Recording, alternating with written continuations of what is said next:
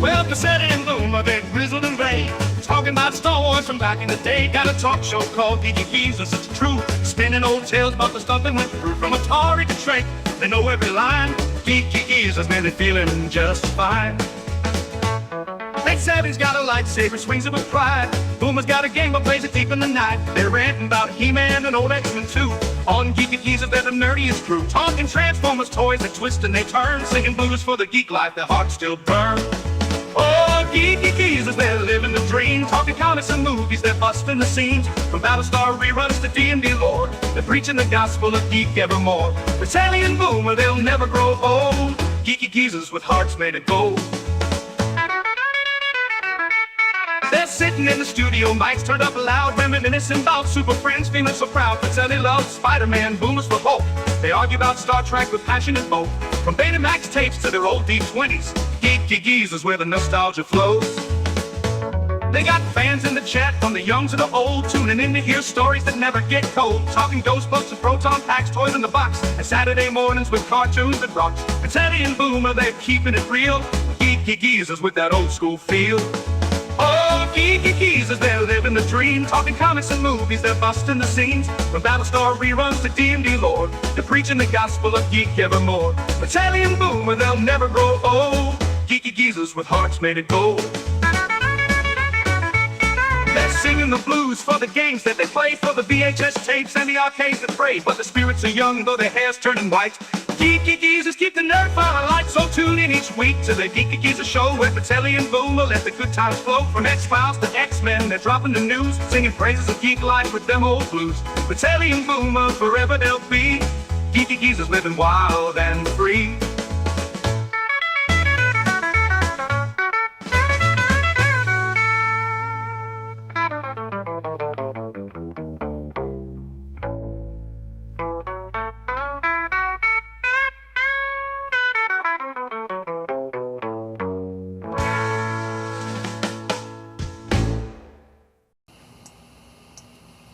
Hello everyone, welcome to Geeky Geezers. I'm your host, Aged Boomer. This is my co-host, Pacelli. Hello, hello. This is my other co-host, Netter of Netter's Network, also known as the Geezette. Good evening. Yep. Oh, that was a good stream. Okay. I was just gonna say you really are a geeky geezer. You're like worn out before we even get. It's because we did another stream today. Oh, that's true. That's true. You're not used to this. Keep in mind, I still have another stream after this one. So. Oh, yes, I forgot about that. Hey, have a great show, Geezer friends. We always have a great show, Big Al. But thank you for the well wishing. Lynn Green, welcome. 4 likes. First one on all but Troy. Looks like you said Tony there for a second there. Geek Flag with Nate Knows. Something about... here we go. Shimmy left, shimmy right, party fuck is dancing tonight.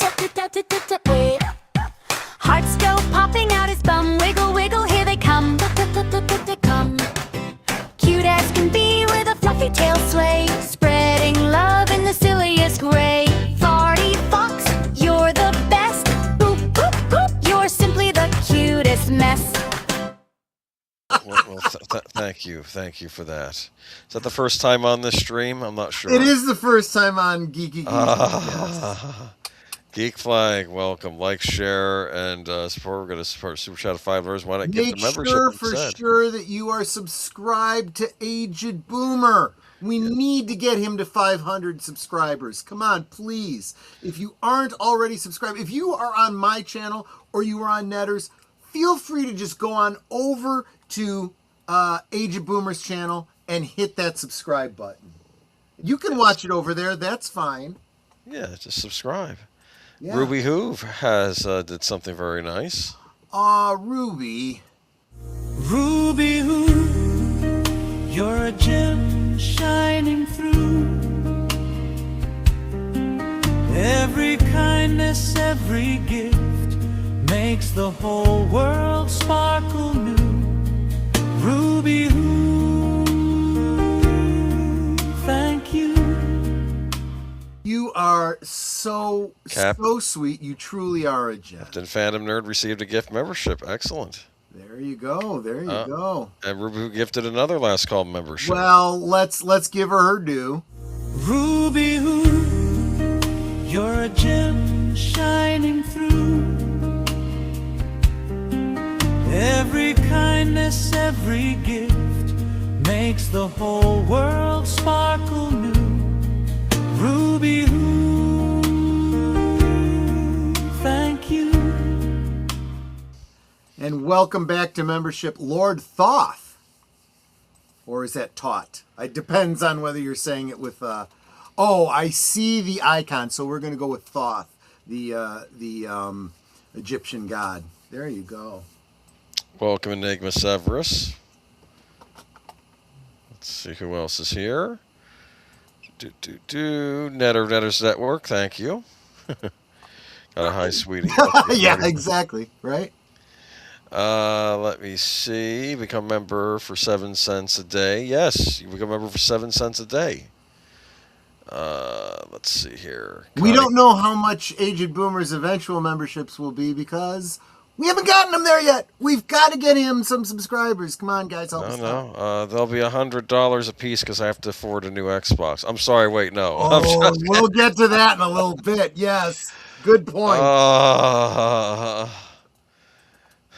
Console gaming is over. I'm sorry, I didn't say it out loud. Zootopia, welcome. You've been thinking it for a long time. No, I haven't. No, I haven't. That's the thing. This is all That's the recent. problem. You haven't been listening to me. You haven't been listening to me. I've been want telling a you. stinking I've been PC warning game. you. It's not happening. Hashtag Troy was right again. No, please.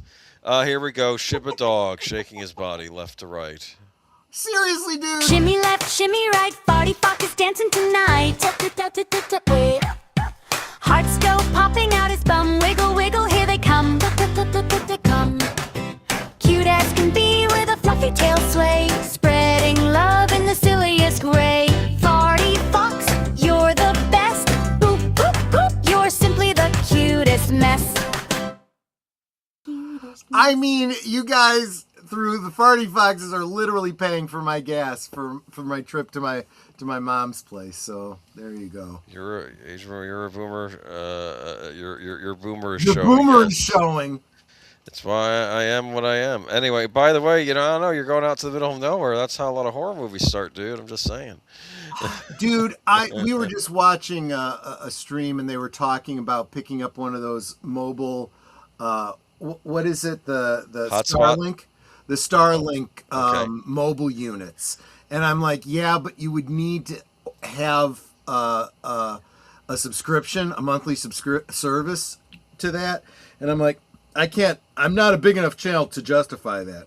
If I was a big enough channel, and I could justify, extra, I don't know, $100 a month for a subscription, then I'd say, yeah, I'll do that so that no matter what's happening, I could stream from everywhere. But until that day, we're just going to have to keep pre-recording videos. Sashi, welcome, our man from the future. Welcome, welcome. It's been a minute. Jessica Hardo, welcome. Hey, guys. Hey, Troy Netter. There you go. Hope everybody has a happy Sunday.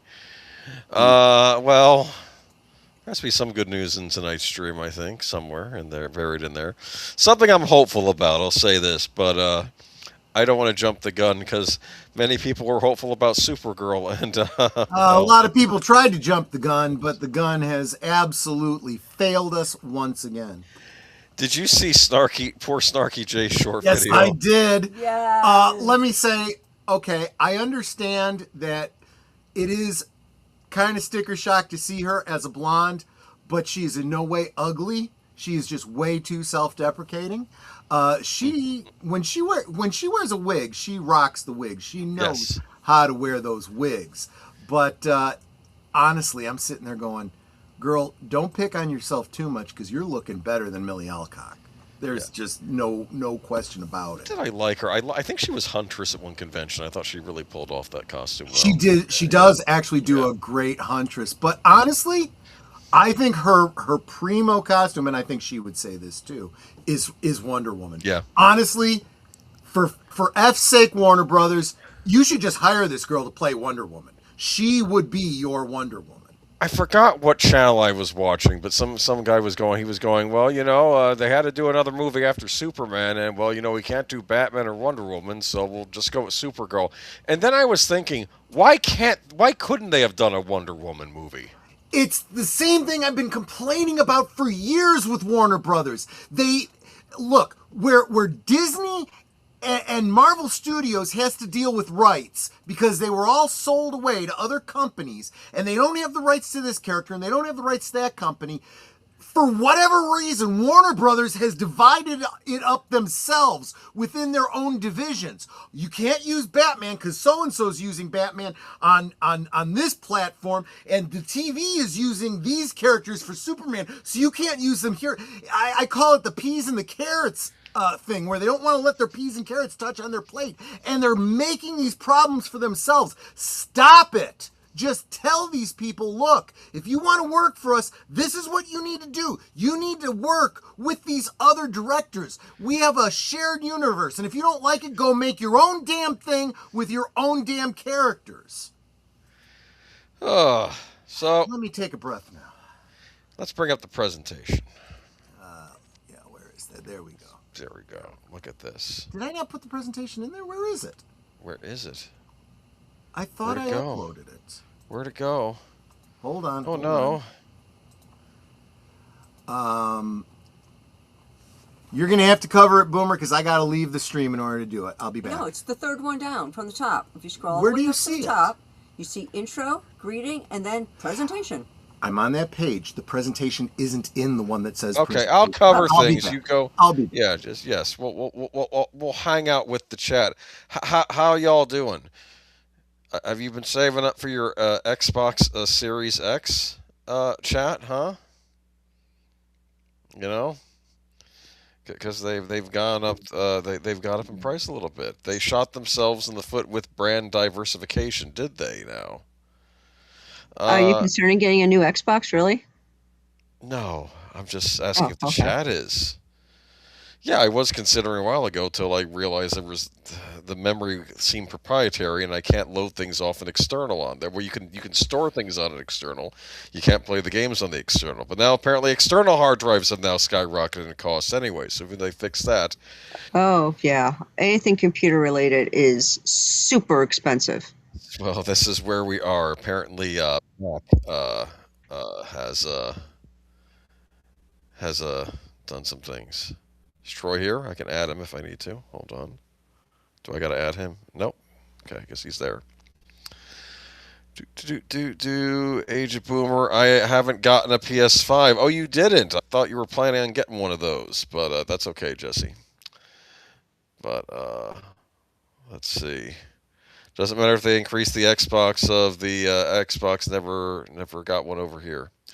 I don't know, man. Like I said, we play on a Wii and an original Xbox when we have a console. Well, that's interesting. That's the Wii is the one with the Wiimote where you can bowl and do other fun things, huh? Yeah, very neat. So let's see here. The Critical Dre one, welcome. So you planning on stopping anywhere on your trip, Netter? We're going straight shot from Illinois to Ohio. Okay. Yeah. Because it's like, when I get there, get the weekend over with, come back home.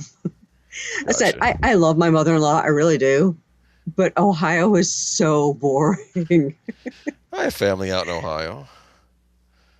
It's like, well, they just don't do anything. It's like we went out to visit longest running superhero, and we had a great time visiting with them. They renewed their vows, and it was a fantastic day. You go by my mother-in-law or uncle's house, and we just sit there, and they talk about people I don't know. And my mother-in-law will just turn on the TV and start watching some program. And it's like, okay, so this is what we're doing now. You know what you should put on the TV if you're there? You should put on William Shatner's The Unexplained. That's a fun one. Oh, look at all I that. don't know if she gets that in where she's at. She just turns on whatever it is that she wants to watch, and we just go along with it. Okay, cool. And it's like, okay, so we're just gonna sit here and watch TV, which I could do at home. Yes. All right. You here, Troy? He's not here yet. Okay. I see his little thing in the corner. Just wasn't sure. There we go. Go Okay, ahead there and he get is. started. He said to go ahead and get All started. right. So we're here to talk about the good old days today, as we always do. And because we have a news item later that's related to this, I figured it's a good time to talk about Batman Nightfall. Are you aware of this, Netter? Nightfall? No. Nightfall. Are you aware of the death of Superman? I Comics. know that one. Yeah, this was a big thing that went on in Batman comics at the time. This was a huge event. I don't know if it was occurring concurrently with the death of Superman or if it happened after. I want to say after, but Did this happen after No Man's Land? oh, I think this was No Man's Land where they had the earthquake. Yes. I think that came later, but I'm not positive. Okay. Okay. That's another one I probably need to become familiar with. But I remember I was in high school when this was happening. I will. Okay, this is a little bit of an aside, but if you are interested in Batman No Man's Land, which was an ongoing miniseries within the Batman titles, they actually made a novelization of it. Definitely worth your time. It's a much better way to read it, in my personal opinion. But Okay. but yeah, so this is the paralyzing of Batman, right? Yeah, this was way after the death of Superman. I want to say it's, yeah, that's one way of saying. I think the defeat of Batman. Yeah, it was kind of homaged in the Dark Knight Returns or whatever Right, it was. Dark Knight Rises by Nolan. Dark Knight yes. Rises. Yeah. That's it. Closest we've come to this, yes. This, of course, was there was a prelude to this comic series. So this is from Legends of the Dark Knight comic series, which was kind of its own. These are supposed to be self-contained stories. This particular comic book. I read this one. This was the origin of the drug Venom. Remember? Right. Which, not to confuse you Marvel fans, this is the drug that Bane uses to get all jacked. Originally, it was Batman that was using it in this original comic because he felt bad because he was trying to rescue a little girl during this big event and he wasn't strong enough to lift a boulder out of the way and she drowned and it messed with him. And so the scientist offered him a solution, or kind of on the DL. This is this drug, it's basically a steroid that will make you much stronger, right? And Yeah. he's tempted and he uses it, and it starts to mess with him a bit. It messes with his personality. Look at that face he's putting on there. Oh yeah, he totally has roid rage. No doubt about it. He's getting rougher with the criminals. He almost attacks or kills Commissioner Gordon.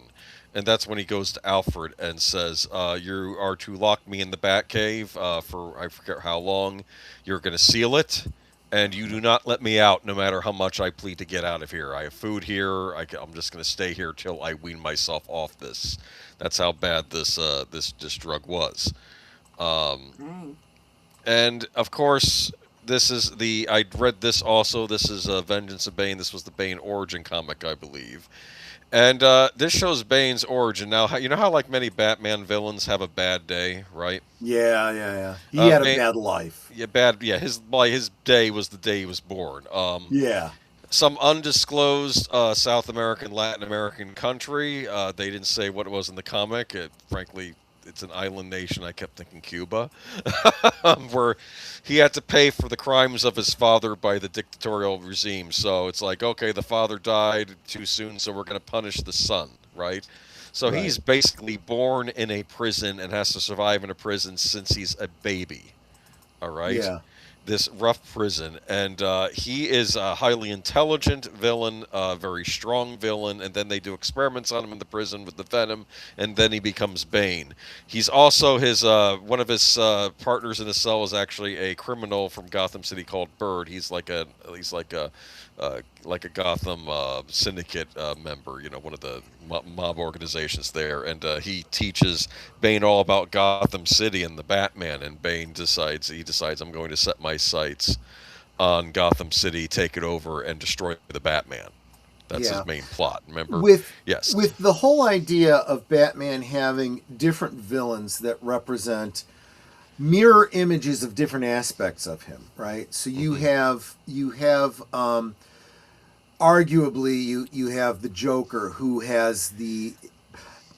It's argued that Batman has a certain kind of insanity that drives him, but it is one that is beneficial, that is harnessed in a good way, and channeled to obsession, but obsession for good. Whereas the Yes. Joker is insane and driven to complete chaos, the exact opposite. But in every other way, they're both geniuses. They're both scientists, chemists, all kinds of crazy genius. You have Ra's al Ghul, who is, I would say, the most like a Moriarty to Batman's Sherlock Holmes. He has moments of insanity when he rises again from the Lazarus pit, but he is nearly immortal with so much time behind him, so much experience and wisdom, that it makes him an excellent foil to Batman. Whereas Bane is all of the physical attributes, the obsession with physical perfection, combat prowess, and so forth. But Bane takes shortcuts in as much as the Venom. Although one could also argue a lifetime of survivalism, is very much a Spartan kind of upbringing, which is a very natural way to hone one's peak perfection. I didn't even think about that, like a Spartan upbringing in response to Bane. I did want to say, someone mentioned Court of Maltese. I don't remember, but I believe in the comic they didn't mention the name of the country. I just knew it was an island nation, and it's in Latin America. I thought maybe Cuba, maybe. It could have been Court of Maltese. They just didn't say. They see. This is where I love what DC does. Is they have a tendency to create fictional locations so that you can't say, "Oh, Superman's from New York." No, he's not. He's from Metropolis. Yes. Nobody can lay claim to Superman. Well, I mean, now there's Metropolis, Illinois, and they lay claim to Superman, but that's a whole other thing. But the bad countries, Casnia. We don't want to implicate anything that's actually going on in the Middle East. We don't want to implicate any actual drug country in South America or Central America. Right. We'll create one and just thinly veil that that's who we're actually talking about. It's fine, yeah. And let me see. There was a lot of build-up. So I remember that Origin comic came out, I think, shortly before Nightfall starts going underway. So now we have Prelude to Nightfall. One of the things Bane does is he rains chaos on Gotham by figuring out how to get everybody out of Arkham Asylum. I think he blows a hole in it. He gives them weapons. All the inmates, you have the Joker, Ventriloquist, all of his worst villains now on the loose, armed. The police are besides themselves. They don't know what to do. Commissioner Gordon is being yelled at by, at least in the version I had listened to, he's being yelled at by the National Guard, being yelled at by the mayor to maybe call in the National Guard. That's how bad the situation is in Gotham. And what's going on here, Batman is slowly being worn down, right? Right. Because he has to go up against all of his villains that he has put away in Arkham Asylum, and they're running chaos throughout the city. Yeah. I mean, that's that. Did you? I don't know if you had read this when it came out, or if you were familiar with this, because I know you were. I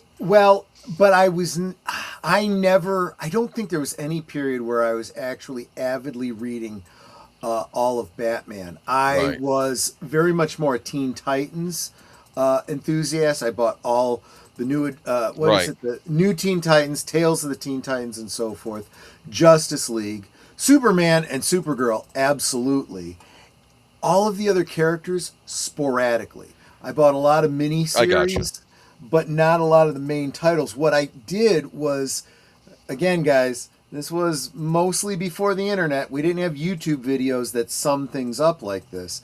I would refer to the regularly updated monthly issues of Who's Who in the DC universe to get the backstories on a lot of this stuff. So I got the broad strokes of these. I knew Bane's origin without ever having read a single book with him in it. Right. Yeah, this was just a single issue. It was like the how they had that one Secret Origins comic I bought back around the time of the Batman movies, where they gave the Riddler origin and other things. And, Right. but yeah, that was just like an origin issue. We have here, what's this? Gunn, you're not the Batman. Who are you? Santa Claus. Oh, that's funny. That's Bane saying Santa Claus. Yeah. Yeah. Different things. I did want to mention if. Here's some other things from the comic book. This is some of the chaos going on, I think. With all the One other writers. thing I do want to say, even though I wasn't a rigid, attendant of these comics, I always was something of a purist about these characters. So when I saw Bane in the Schumacher movie, and even to a certain degree when I saw him in the Nolan movies, I was like, with Nolan, I was like, you got close, buddy, but it's still not right. I really do feel he should have had a Latin American accent. Oh, yeah. Yeah, because that's where he's from. I feel, here's what I feel. I feel Nolan created a very interesting character with his Bane. It's just not quite the one from the comics. And the one from Batman and Robin is a joke. And yeah, the one on Batman the Animated Series, he actually had an accent, but I almost kind of cheated on Batman the Animated Series because when they introduce him, he's just hired by Rupert Thorne. I'm tired of the Batman. Let's hire someone to take him out. And then they feel there's this guy named Bane we've heard about, and they have him flown in from South America, and it's the Bane we know. And I think later on he was voiced by Henry Silva, which was a great voice actor for Bane. I thought, from Buck Rogers and all that. But yeah, I just. I feel like I feel like on Batman the Animated Series, it was a missed opportunity. Not they probably would have done it anyway, but if they could have done just the regular Batman Animated Series and later on with that universe done this story, I thought that would have been really cool. If they could have finally introduced Bane. We do have Tim Drake's Robin in this series. Yep. Who I think is in many ways the voice of reason throughout this whole mess. Because Batman kind of isn't listening, because Batman is driven to stop everything and frankly not taking care of himself while this is going on. And yeah, people need to understand that anyone who has lost track of the origins of Tim Drake understand that he cut through decades of misunderstanding what Robin was meant to be. And he, in universe, sums up what Robin is supposed to be. Robin is supposed to be the grounding force for Batman. Batman has this drive, this obsession, but by having a sidekick that he needs to both rely on and take care of, as like a fatherly son kind of relationship, it grounds him, causes him to be more rational and less emotional and more responsible, which Batman is prone to not being when left to his own devices, when he doesn't have to worry about anybody else but himself. He can be very self-destructive. Yes. But what's the best way to not be self-destructive? Well, I got to be here to take care of so-and-so, Yeah, exactly. And it gives you something, it gives you a surrogate family, basically. Yeah. Exactly. There we go. There's some more things from the comic. The Mad Hatter shows up. Everybody's in this, yeah. I do like the artwork here. But I did want to get into... of course, that's the tumultuous issue where he gets his back broken. And that's why they call this Nightfall. And this is a three-parter, and I don't know if this is correct, because I'm kind of an amateur when it comes to comics in some way, but I often saw this as like a sister series to the Death and Return of Superman. Kind of, yeah. I'm sure there was inspiration there. I mean, he doesn't get killed, but he gets broken, basically. Batman gets broken, And he can't be Batman anymore after this. He actually goes kind of on a quest, I think, to see if he can get himself back to where he was, if he can walk again, because he's not even walking yet at this point because he got his back broken. They might have come up with a reason, like maybe a skiing accident or something, Right. for why Bruce Wayne was like this. So moving on, but that's all right because we have a substitute Batman in the meantime. So this is the character Azrael, who, if my understanding was correctly, he was comes from a long line of family vigilantes that believe in not justice but vengeance, right? Exactly. And they This almost is dress, yeah. this Go ahead. was we had so and I wanted to piggyback off of what you were saying about the relationship to Death of Superman. Death of Superman was an opportunity for them to introduce new Superman family characters and villains in the absence of Superman. Superman is, for all intents and purposes, dead. Supergirl has to step up. A new Superboy is introduced. And you have, of course, Steel, who existed previously, but now is brought more into prominence. And then you have well, you have actually two others in addition to that. You have the Eradicator, which is, if you only know it from the movies, think about the little green crystal made manifest in a, artificial body of Superman. And you have some sort of cyborg Superman that there's a lot of mystery about who that is, but it's implied to be the reanimated cybernetic body of Superman without the memories of Clark Kent. Spoiler for a 30-year-old property, that's not the case, but that's how it's presented. Great storylines all around, and it was their way of developing the larger narrative. Well, they're doing the same thing with Batman. Instead of killing Batman, he's paralyzed. Do the Robins step in to become one of them, become Batman or something like that, or does someone else? And they introduce this character of Azrael, who is a cautionary Batman story. This is again playing on the Tim Drake purpose for being there, right? This is Batman with no grounding. Nope. This is literally taking the I am the darkness, I am the night, to its extreme. Look at the way he looks there. See, I never liked this costume, but I don't think you were ever really You're not supposed to like to. this. Yeah, you're supposed No. to see this as this is fake Batman. This is not Batman, which of course you were doing with all the various Superman fill-ins too. I felt kind of bad because I think Jean-Paul Valley, I don't think it was initially his fault because he starts, at least if I'm going by another production of this, he starts out as someone who was just a college student, then he realizes his family has this whole lineage, and it's like there's like conditioning that starts taking over him, and he's trying to fight it. And Batman, I think, wanted to work with him to, look, we can have you be a force for good in Gotham. I can train you. We can overcome this conditioning you have. I think he was originally wanting to reform him and turn him into a superhero like him, Yeah. But it turns out to be a disaster. This guy starts, he does he start murdering people, I think? I mean, he stops Bane, so that was a good thing, right? Right. But he becomes uncontrollable. The police can't handle him. It's a disaster. So I do feel like it's an intentional. Whether your mileage may vary on how it was actually realized, but I did feel like this was them following off of the whole Batman Venom storyline. In a different way. Maybe I didn't even think about that. Yeah.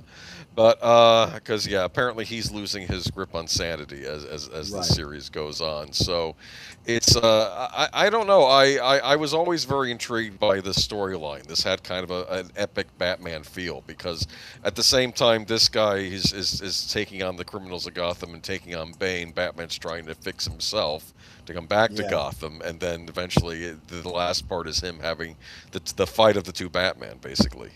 And who's going to be the final one standing. I did want to bring this up, though. This is BBC Radio Batman Nightfall. Yeah, I find this incredibly, incredibly interesting. I don't know a lot about the backstory behind it. But it has to be a licensing thing between Warner Brothers and BBC. BBC, for all of their faults, has done a great job of doing audio adaptations. And there's really no other analogy. It's like the radio stories of old. Yeah. You know, there's no other way to describe it. Really professionally done. I listened to this back in high school. This was back in '94 when this came out. So this was a while ago. And I learned later on that they also did a Death and Return of Superman. So they did a production of that as well. And I don't know if they did any other DC productions related, but they were rather well done. Maybe a tad overacted at times, especially when you have characters like the Joker or the Mad Hatter doing their voices. You know what, though? There is fun. no overacting when it comes to those kind of psychotic characters. Yes. You need to be completely unhinged for that role. What's neat, though, is I did want to show you the voice cast on the back. And you may see a familiar face playing Alfred in the top right corner. That's Gould. What's his name? The one from the movies. Yes. The Batman Alfred. But Batman Alfred 89. Sorry, I should have made a note. Yeah, I of this. know who he is. I just don't remember his name. He also played the toy maker in the original Maker. Doctor Who. Yeah. Burton Schumacher, and he was played by someone in the chat's going to get to it before I have a chance, though. Michael Gough. That's Michael Gough, yeah, and he played. He was the voice of Alfred. So it's funny when you're listening to this. Yeah. You hear him as Alfred. It makes perfect sense. Yeah. Sure. Oh, and Troy, if you don't mind, deleted scenes had left a message about checking something. I looked, but I didn't see anything. Maybe you have a better idea what he's talking about. But, I'll look into it. Yeah, but no, this was Michael Gough, and the funny thing is when you listen to this, it is a lot like it's the Alfred from the movies. You know, same tenor, and you can almost imagine maybe this is taking place in that Burton universe, maybe further. Honestly, I always felt he was, of all the Batman Alfreds, he was absolutely the best. And yes, I mean what I say. I mean even more so than the Alfred from the '66 series. Yeah, very good. Had the perfect tenor, I thought, for Alfred, just in his voice, and compassion too. But good voice cast here, and it's they're all playing, and some of them do multiple parts too on this show too. So it's a wonderful little radio play.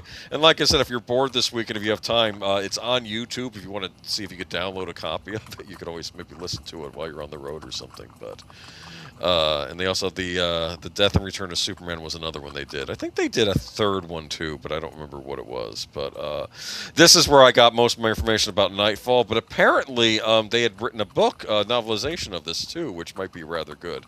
Maybe I should look into that. But yeah, but if y'all are inclined, it is on YouTube. Several channels have it up, so if you want to listen to it, you can do it that way. But I don't know. This was a very intriguing story. I think it ends well, and things kind of get reset back to where it was. The one thing is, when did this come out? In the '90s or so? 94. This 94? did, yeah. In the '90s, they had this thing about putting like straps on people's upper thighs. You saw that on the John Paul Valley Batman. Yeah. And honestly, every cosplayer hates that. It is the stupidest thing. And when you're going to reproduce that, there is no reasonable, logical way to make it work on a costume.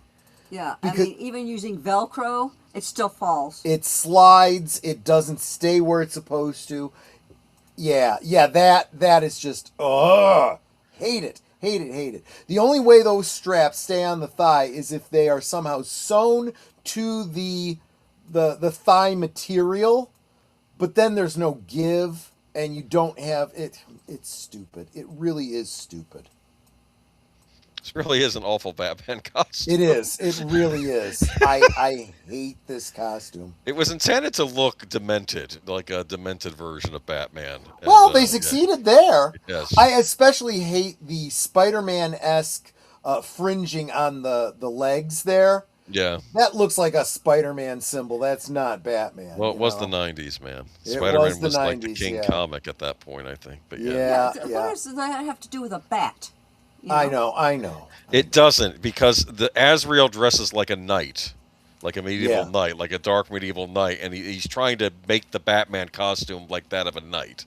Even though Batman is, of course, known as a Nightfall, because like the knight thing isn't just about Batman; it's also about Azrael in this too. Right. So, yeah.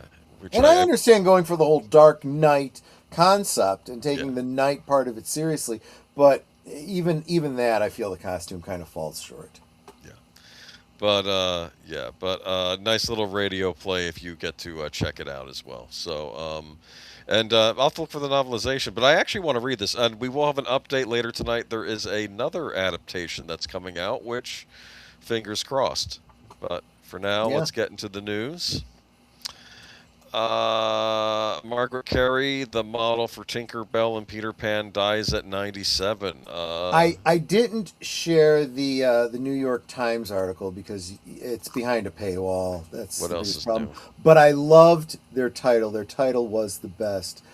Referred to her as the body and soul of Tinkerbelle, and that is so quintessentially true. We talk about, and look, last weekend I spent a lot of time talking to voice actors, and I castigate myself because I don't remember their names. You guys probably all know them. The bloke that does the voice, for example, of Obi-Wan Kenobi in all the animated features and so forth, and a lot of these other voice actors who literally embody the roles. But you could argue that the guy that steps in to play Obi-Wan or that steps in to do the voice of the clones, they're not the original actors, and you give more credit to, whether it's Sir Alec Guinness or to who's the younger one that's playing him now? Ewan McGregor.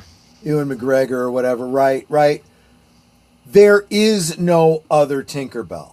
Okay, yes, I know they did that cartoon that you gave her a voice and everything. Peter Pan's Tinkerbelle did not have a voice. She had musical notes. She was pantomime. She was physically acted by this actress, who literally acted out every single one of the roles you see her in, doing those facial expressions that we all kind of fell in love with. Yep. Let's be honest, okay? Not to make it creepy, but we know that people there are internet rules about these kinds of things, so there's a whole area of the internet dedicated to Tinkerbelle in that regard, but that's because people fell in love with her, right? Yes. This is who gave us that character that we fell in love with more than anything else. I want to be very clear about that. But yeah, Margaret Carey, perky actress dancer, served as model and inspiration for the Disney animators, creating the Pixie Tinkerbelle from 1953 classic Peter Pan has died. She was 97. It's with profound sadness that we share the news of the passing of Margaret Carey, our beloved Tinkerbelle. Said a family statement on Carey's Facebook page. Margaret passed peacefully into the arms of Jesus on June 11, 2026 in Wilmington, North Carolina. Her three adoring children, Ellen, Christine, and Eric, were with her as she lost her courageous battle with lung cancer at the age of 97. Well, rest in peace. I remember as a child crying my eyes out at that cartoon and clapping like an idiot to bring her back. And when I saw this article, I was like, I couldn't bring her back, Yeah. It's just sad. But she was in a lot of stuff. She was in The Adventures of Tom Sawyer, 1938. Yep. Yes, she was. The Star Maker. I mean, she was. I think she was in Our Gang, in an episode of Our Gang. She was a lot of stuff. But Carey also appeared on a 1950 episode of The Lone Ranger and on two first-season installments of The Andy Griffith Show, in 1960's Christmas Story as Bess Muggins, and in 1961's Andy Forecloses as Helen Scobie. Okay, so if you want to see her, I guess in her prime, go back to that. But asked by Corcus what she thought when she saw Peter Pan for the first time, she replied, "Like everyone else, I was enchanted. It is such a happy film. When you look up at the screen, that's me up there. It's a wonderful thing. It's been a blessing." Well, So yeah. I think that all of the articles kind of they mention it, but I don't think give it enough weight. Her talent as a dancer was very important. She Yes. literally was the physical embodiment of this character. And when I mentioned pantomime, she probably never even thought of it this way. But those facial features, the attitude, the puffed out cheeks and all that, and you'll see it in the girls that play, if they still do this. I don't know if they still do this. They have the girls going around in Disney World playing her. They know how to be Tinkerbelle. Yes. But they're mimicking her. They're mimicking Margaret Carey. Yeah. As long as they're so allowed to do that, because I remember they were trying to get rid of Tinkerbell from Yeah. Disney World. It's like, don't do that. Rest in peace. Absolutely. We did cover this last week, but I thought you might want to share Thank your you. own thoughts on that. I Yeah. did, because see, this was a crazy thing, because I wasn't without internet last weekend, so that's why I was able to get into the chat that Friday, and I was literally in my hotel room when I saw this. Boomer shared it. I don't think Boomer was intentionally sharing it directly with me. We just used the chat that we use Yeah. to accumulate the articles for Sunday. And I saw this and I'm like, damn, I literally just was talking with what's his name? Clavin. Yeah, the guy who plays Cliff. Ratzenberger. John Ratzenberger. This is just uncanny. Well, we got to talk with him again the following day, that Saturday. Oh. Okay. And we were sitting and talking with the guy who was the MC asking the questions in the question and answer session with him. And Jonas J. Campbell turned to the guy and said, "Did you hear that James Burrow passed yesterday?" And he said, and you, for a moment, you know how it is. You hear a name and you're like, where do I know that name from? And he's like, the co-creator of Cheers. Yeah. And he's like, oh no. He said, look, I gotta go. I gotta go confirm this. I gotta read up on this because I don't want to blindside. I need to be aware of this. And they're like, yeah, absolutely. We understand. So he took the time, looked it up. It was absolutely true. And he said he came out of the backstage area, kind of ran past us. He goes, I want to go talk to John before we go on stage. I don't know where he's at on this, and I don't want to blindside him. So it turns out that John Ratzenberger was aware of it, was saddened, very saddened, but not so much so that he couldn't talk about it or go on. It was like, look, I hate to say this, but we get to an age where we're like, it sucks, but I'm not that surprised. I expect to start losing friends, family, myself, maybe not too far down the line. No. So this is something we deal with and have to be prepared for. So he brought it up and he's like, did you want to talk at all about James Burrows? He goes, well, we were talking about him just yesterday. He says it's impossible for me to talk about Cliff without talking about James Burrows. Now, guys, keep in mind, I'm not quoting. I'm totally paraphrasing. But this isn't a story he hasn't told publicly many, many times. He talks about how he was in New York. He was originally doing some acting gigs in London, which of course is why he's in, what do you call it? Empire Strikes Back and Superman, because those were filmed in London, right? Yes. And he was an extra in both of those movies. He happened to be in New York, and I don't remember why he said he was here. He had a ticket to fly out the next day, but someone convinced him to go do a Audition. I almost said interview, but yeah, audition for this Cheers, and he said, I had never actually done an audition before at all. It was all extra work you don't usually audition for. So he says, so I go in for the audition, and I don't remember what he said he was auditioning for, if it was for like the Ted Danson role or like the coach role or what it was. And he said, and it just didn't go well. It just didn't go well. And he said, and I don't know if he said he saw it or he imagined as he was turning around, walking out, his headshot falling into the garbage can. You know, he's like, he knew. And as he was he had his hand on the door, he said, by the way, do you have a pub know-it-all? I'm like, what do you mean? And he goes, well, you know, my dad, and then he starts going into this whole yarn about, you know, going to a Boston pub, because he was originally from the Boston area. Right. He's like, and he's doing this voice, very Boston, right? He's getting into Boston character. It's like, you know, you always got this guy who is at the bar, and anything you bring up, he just knows everything about it. And he looked, I don't know, he picked up something that was on the desk, and he says, Pen.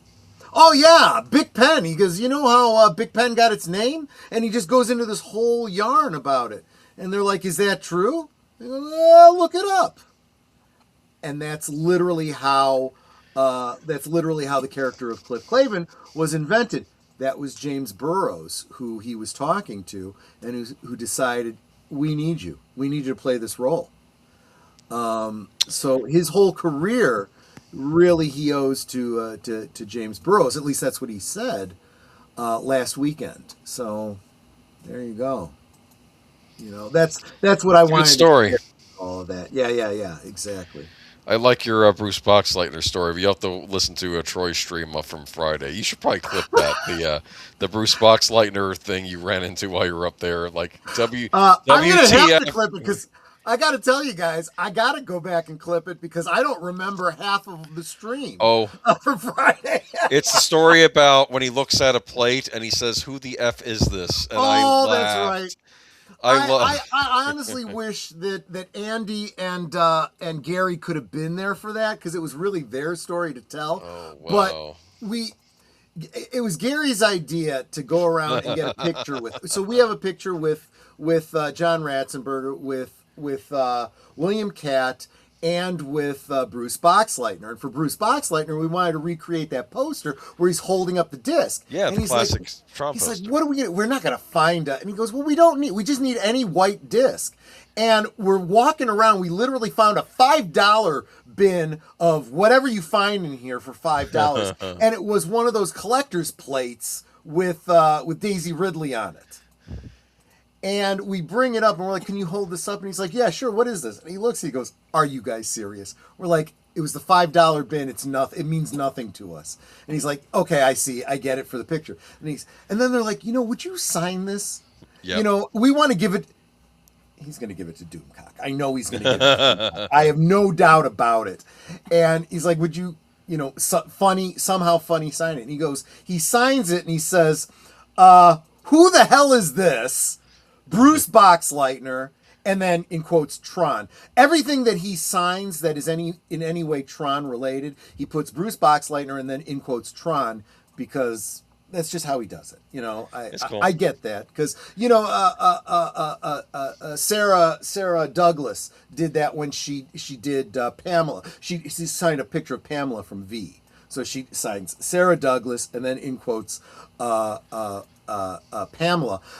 What was funny about that one was we did this in Metropolis, and she was signing so many Ursas that she takes the Pamela picture, signs it Sarah Douglas, in quotes Ursula, and she's like, oh my gosh, I wrote the wrong name. She says, give me another picture. I'm like, no, that's fine. It's okay. She goes, no, it's not fine. I need to do this right. You took the time to choose a specific picture. I need to... And I'm like, these people are some of them. The ones I've encountered have been so wonderful in those regards. They're regular people, yes. Oh my gosh. It's and so down to earth. I was surprised by how down to earth, and honestly, he might not want me to say this, but based Bruce Boxleitner was. But and John Ratzenberger too. So I don't know. some of these people that we talk about, and we talk about their accomplishments in these segments, like we're doing with James Burrows, you don't know. He might just have been the kind of guy you wanted to sit down and have a drink with, too. You just never know if you can't meet them, in this mortal plane. Yeah. No, it was a great story, and like I said, yeah, you should rewatch it. It's kind of fun, the stories you told from that night. It was a lot of fun. Who's this guy? Who is this? All right, let's just get this over with. Oh, dude. Microsoft raises Xbox console prices again starting August 1st. They're even doing it in the title. Raises the prices again. It's like even they can't refrain from doing that. Who wrote this? Keith Mitchell wrote this article for the outerhaven.net. I'm going to give him full credit because it's kind of funny. He talks about it. Hold on. He's saying what a lot of us are thinking, let me tell you. Quit Safari now. Thank you. Okay. All right. Here we go. Look, I'm not even going to candy coat this, so it's probably a good thing. You can't. You can't. That he says, so it's probably a good thing this isn't YouTube. We gamers are basically effed.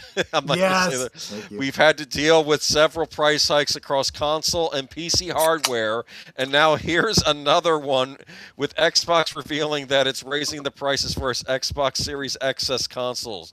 Starting on August 1st, 2026, here are the new price points in case you were looking to pick up an Xbox console.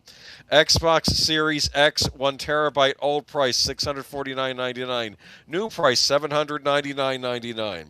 Xbox Series X 1 terabyte digital old price $59.99. New price $749.99. That's the Xbox Series X without the drive. Okay. Xbox Series S 1 terabyte old price $449.99. New price $599.99. That's a lot. That's like $150 from up for that. An Xbox Series S 512 gigabyte old price $399. New price $499.99. 512 gigabytes on an all digital console. What are you going to be able to fit on that thing? So this is going to sound like, bear with me, folks. This is going to sound like me defending, these companies. I am not doing that. I do want to be intellectually honest, though. That's fine. Because there's going to be a lot of people that are going to come out and say, rightly so, a lot of these price hikes are because the price of processors and chips are going through the effing roof because of all the AI BS. Yes, it is. That you'll have to tune into a near future last call as we get more into this AI stuff. But be that as it may, this is the law of supply and demand. I got my computer at probably the new one that I'm currently streaming from, probably at the absolute best time before prices skyrocketed, and I knew it was coming. So there is that. I'm going to temper that, though, with the reality that these companies use that as an excuse to bilk you. Any good, reasonable company would look at this and go, how the hell do I compete in this market? The best thing I can do is find ways to give them more since they are paying more. So that drive that may not cost as much because it doesn't use any expensive components, we're going to throw in a drive for free. We're not going to raise the price because of that. That's going to be a selling feature. And, this, that, and the other, and we'll give them some more, some free games, some free whatever, certain amount of I would be giving away some free games, yes. Anything you can give away that costs you nothing. The digital games because cost you are nothing. So raising the price on this. But they're not doing that. That is poor business. That is poor management.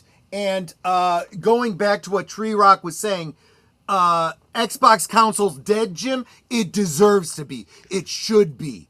Save your money. Tell them to go F themselves. On top of that, Xbox is phasing out the 2 terabyte Xbox Series X because storage is getting as pricey as RAM. So you can't get the 2 terabyte console anymore. That does still kind of jive. I would almost argue what they should do, scale it back. I don't know, what do they scale it back to? 1 terabyte or something? And then keep the possibility of a 2 terabyte upgrade if you want to pay the crazy freaking price of the storage. This is a disaster. Gaming consoles function on you either download your game by purchasing it digitally, or if you buy a physical copy, it often takes it from the disc and installs it onto the system. Right. Because they can't read off Blu-rays. This was discovered in the PlayStation 3 era, and you need that hard drive space. And there's other stuff. I think there's microprocessors or whatever. Well, look, this is very basic computers. Even I understand this. Reading off of some sort of ROM, some sort of a disk, and reading off of a hard drive, the speed is night and day. You want it resident on your hard drive to access as quickly as possible for as seamless a gameplay as possible. Just saying. Agent Ray, that all depends on the amount of data such a game is going to have. Red Dead Redemption 2 had a giant ton of memory, takes up memory space. Why did I buy that on the PS4? I'm going to have to try installing it. Because you never listen to me? Well, no, here's the thing. I have a large external for the PS4. I bought it a while back because I figured I just wanted to hedge my bets for the future, which was smart. So, and you can run games off externals on a PlayStation 4. That's last-gen hardware. Jesse's getting a little ahead of us, but warning to everyone, do not pre-order GTA 6 on digital. We're going to get to that. We're getting that soon enough. Let me get to this other Xbox. But I do appreciate the engagement, guys. I'm glad you're here for this conversation. And there's DJ Ronnie G. Good to see you, my friend. There's a solution in play for you and your Xbox woes. As Xbox gets pricier, Microsoft launches buy now, pay later scheme on consoles. Who's calling it a scheme? Yeah, well, okay, so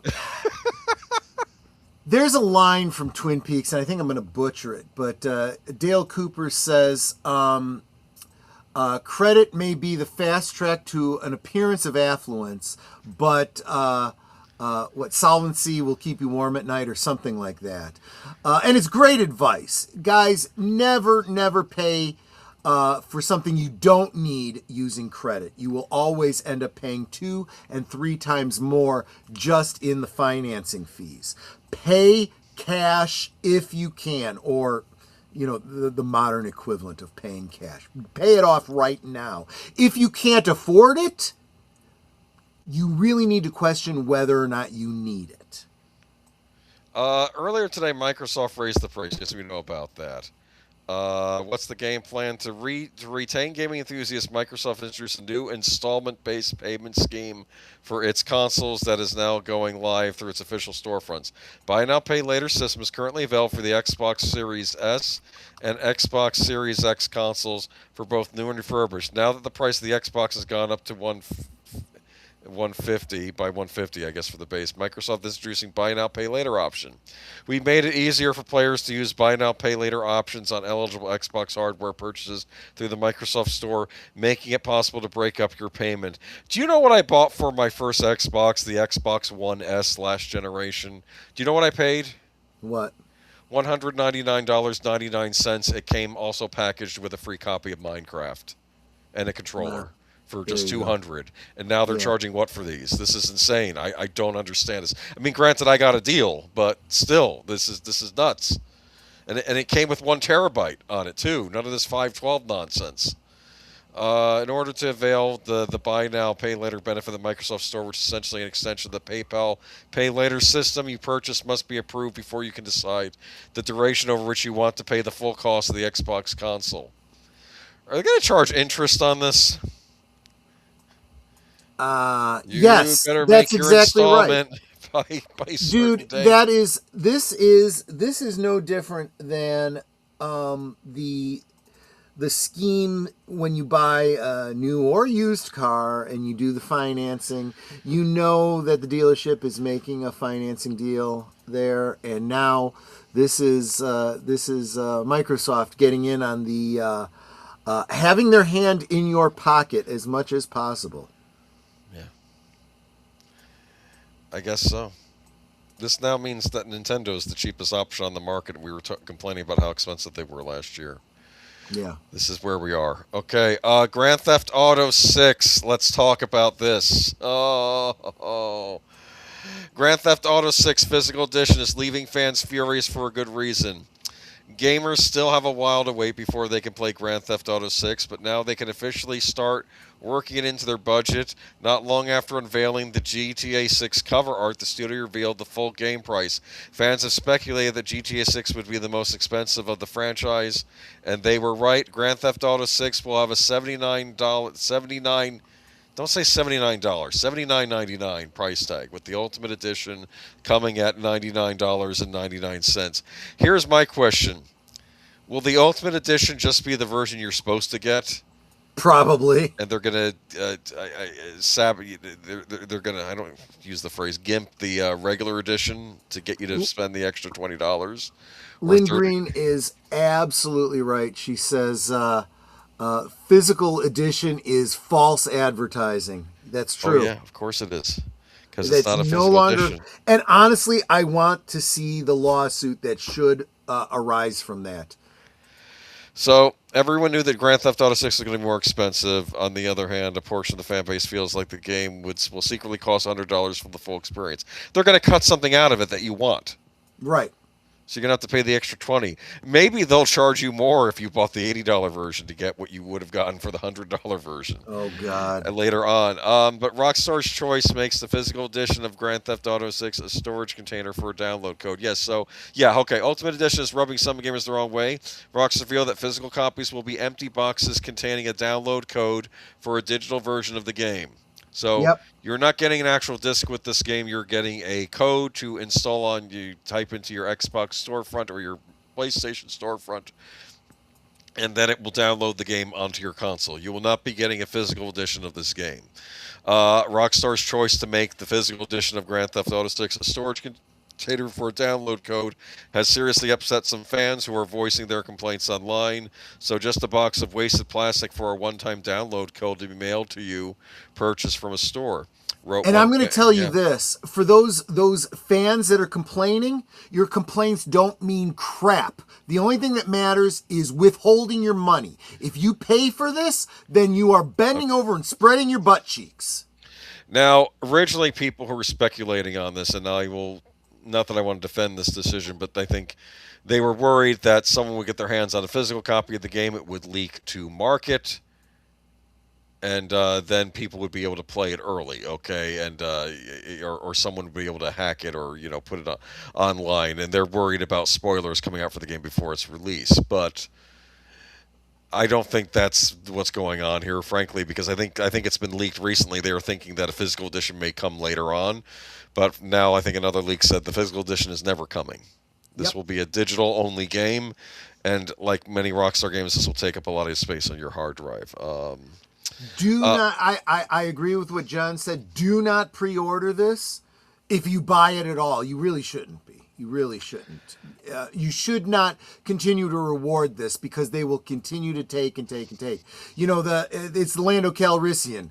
This deal keeps getting worse all the time. Well, you keep buying into it. But here's what's companies that don't support you. Right. Here's the problem.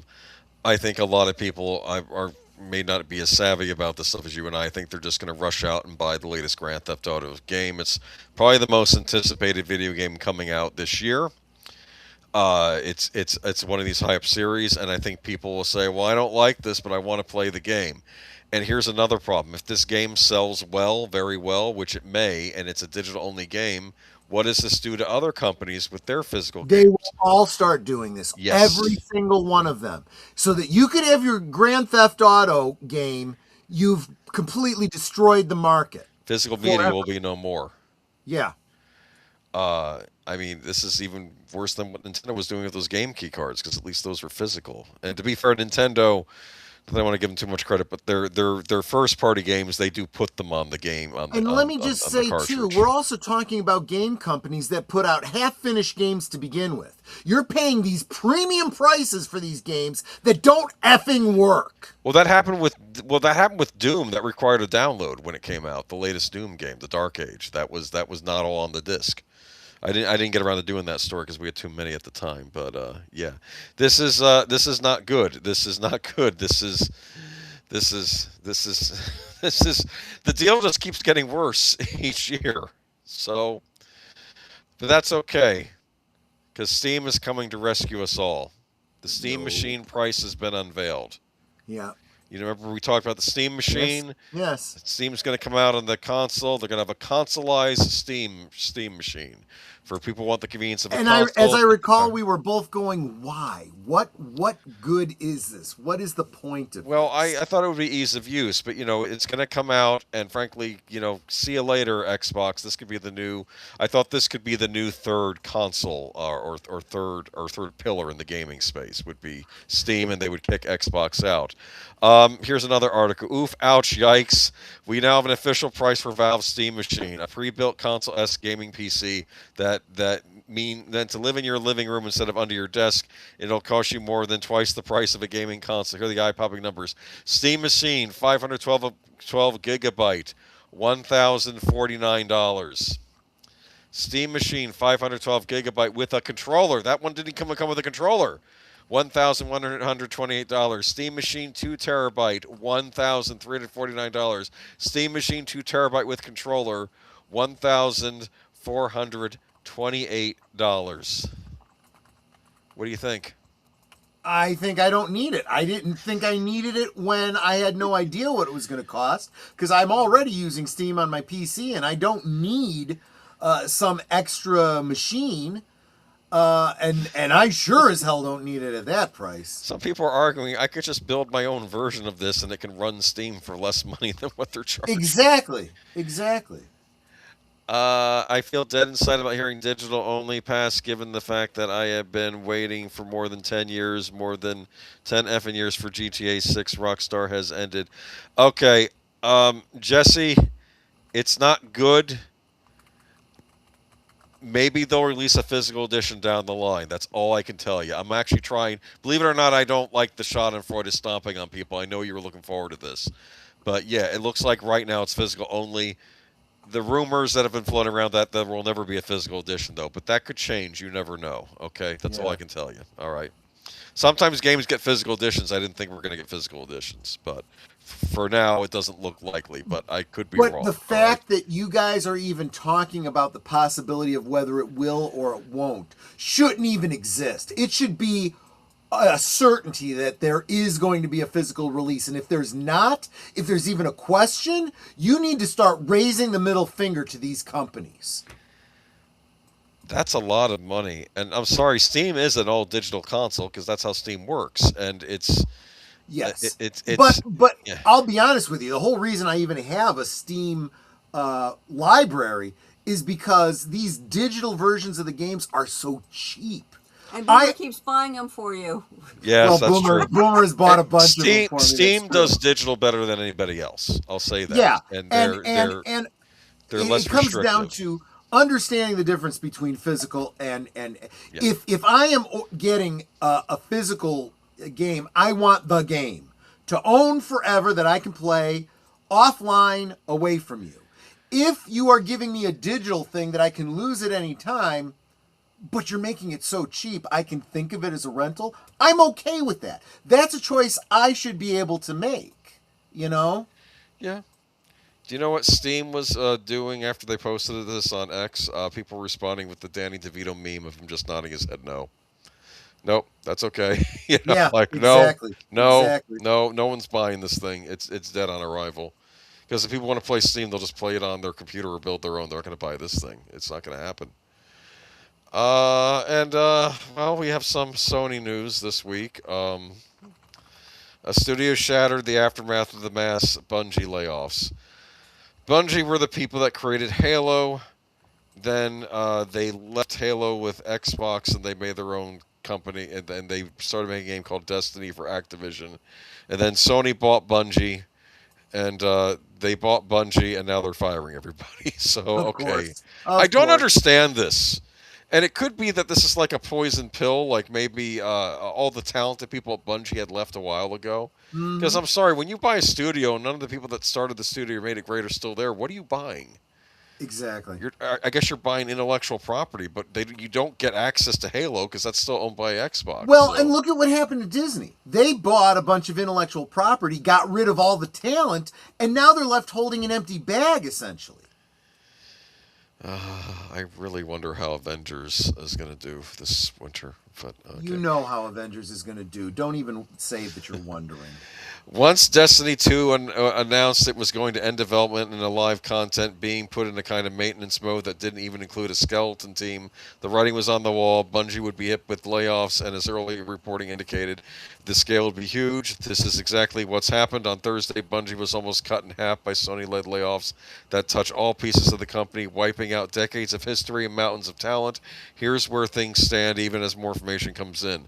According to the official numbers filed in the WARN notice, at least 292 Bungie employees have been laid off in Washington. The cutoff date there was July 9th and does not include other locations or contractors. This includes the entire Destiny 2 team, barring perhaps one or two exceptions that may surface.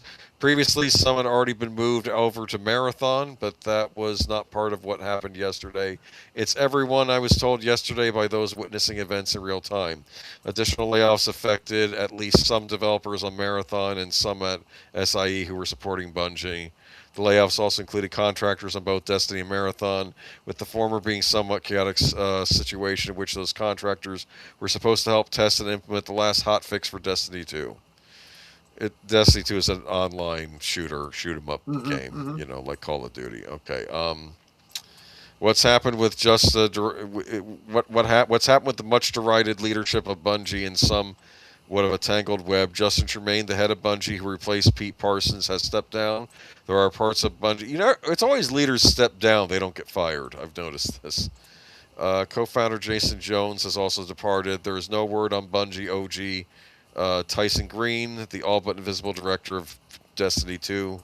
But these are not layoffs in the traditional sense, as many of the oldest and most key members of Bungie have Sony cash-out deals resulting from the sale of the studio that are vesting this month. We do not have an actual list of names and figures, but it stands to reason this has to do with who has left and why. Here's I'm not an expert on Bungie, but I know they were a major game studio because they created Halo, among other things, and they did Destiny, and now it looks like they're being gutted because I think they did a disaster with Marathon, which was another live service game Sony was trying to fund, which I think bombed. And now everybody's getting fired. So I think there's a lot of mismanagement going on with these studios. But anyway, that's all. Any thoughts? Okay, let's move on. No. I just I just roll my eyes at what these companies are doing. It's the same in the game industry as it is in movies. Yes, no, that's a perfect transition. Supergirl flops hard on opening day. Will open well below the Marvels. That's bad. That is incredibly bad. Marvels. That is incredibly bad. Literally, they are giving Brie Larson bragging rights here, as low a bar as that might be. Do you know when Bruce Voxleitner said, who the F is this? I imagine him looking at Millie Alcock as Superman saying, who the F is this? I know, right? It's like, okay. Warner Brothers and DC Studios have another major flop problem on their hands with the disastrous opening of Supergirl. After weeks of declining tracking, Supergirl has officially stumbled out of the gate, much like she does in the movie. Okay. With Friday numbers pointing toward an opening weekend of around 40 million or less domestically. If those estimates hold, the film will debut well below Marvel Studios' The Marvels, which opened to 47 million in 2023 before becoming one of the biggest financial disappointments in superhero movie history. Yeah, you know what Captain Marvel doesn't do in the Marvels? I don't think she stumbles around throwing up drunk for half the movie, right? So it has that going for it. Oh, God. True, true. For James Gunn... Not just throwing up. Apparently, this is the first movie where a major superhero is shown taking a leak. Wonderful. No. Snarky J said that would be the next step. And wouldn't be surprised if it happened. The pooping is what she eats. I'm not even joking, my friends. Oh, no. I think I know the scene you're referring to. I think I saw the clip. For Yes. James Gunn, Peter Safran, and Warner Brothers, this is a troubling sign that the new DC universe is struggling to build momentum after Superman failed to ignite the box office the way many expected. Just a few weeks ago, industry tracking suggested Supergirl could open north of 50 million. Those projections steadily deteriorated leading into release. Now, following Friday's box office performance, the latest estimates place the film at roughly 40 million for its opening weekend after earning about 18 million on Friday, including 7.8 million on Thursday preview screenings. That's a dramatic fall from earlier expectations that places the film among the weakest openings for a modern DC superhero movie. Did it do worse than Black Adam, though? That's what I'm curious about. Supergirl's now projected to open below the Marvels at the box office, a movie that's become a poster child for superhero fatigue after earning just 47 million domestically during its opening weekend and only 206 million worldwide for its entire run. Yeah, this is from WDW Pro. But apparently Toy Story 5 is completely dominating, and Disney and Pixar's sequel is expected to collect approximately 74 million. So Toy Story 5 is doing fine, but I just don't get it. What do you think's the main problem here? Is it the star? Is it? So there's a whole world of stuff that goes into this. Yes.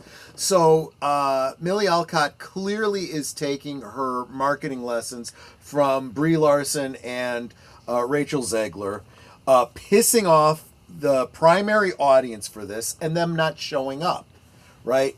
If you're a white Christian male, you don't need to come see this movie. And guess what? Most of your audience was white Christian males, so they didn't show up.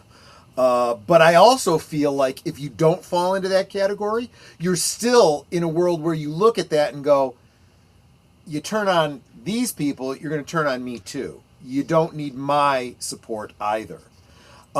People were also dissatisfied with everything that came before it coming from Gunn.